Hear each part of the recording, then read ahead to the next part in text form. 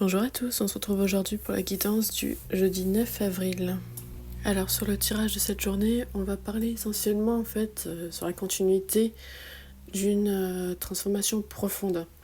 Du coup, avec la première carte, qui est la carte de la richesse, ici sur cette journée, on va pas seulement parler de richesse de manière matérielle, mais plutôt d'une richesse intérieure avec tes propres ressources personnelles et une abondance on va dire énergétique. Donc du coup ça veut dire que tu as tout ce qu'il faut en toi pour pouvoir traverser cette journée, et c'est une base vraiment très très positive parce que tu es bien aligné sur cette journée.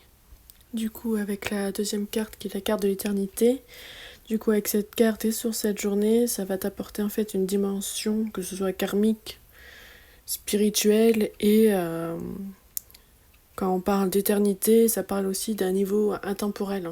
Du coup, en fait, ce que tu vis aujourd'hui ne sort pas de nulle part.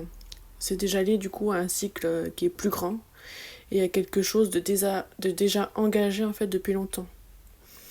Et ça peut aussi indiquer en fait une connexion d'âme profonde pour être en lien avec la carte de la richesse. En troisième carte, on va trouver donc du coup la carte de la porte. Du coup, sur ce tirage en croix, c'est la carte qui sera vraiment centrale. Parce que ça va indiquer en fait un passage ou saisir une opportunité, ça indique aussi un choix à faire ou un seuil ou une étape à franchir pour arriver vraiment au tournant pour lequel tu as passé toutes ces épreuves. Mais du coup, faut que tu fasses attention parce qu'en fait, une porte peut s'ouvrir et elle peut aussi également rester fermée selon ton positionnement au niveau de tes ressentis à toi. Si tu te bloques intentionnellement, en fait, du coup, ça va bloquer cette ouverture sur cette porte-là.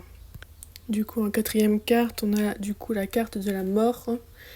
Du coup, la carte de la mort, ça parle encore du coup d'une fin de cycle, transformation radicale et lâcher prise nécessaire. Et du coup, en fait, il faut vraiment penser à se libérer intérieurement pour pouvoir être épanoui aux yeux de tous, pour transmettre en fait une énergie très positive.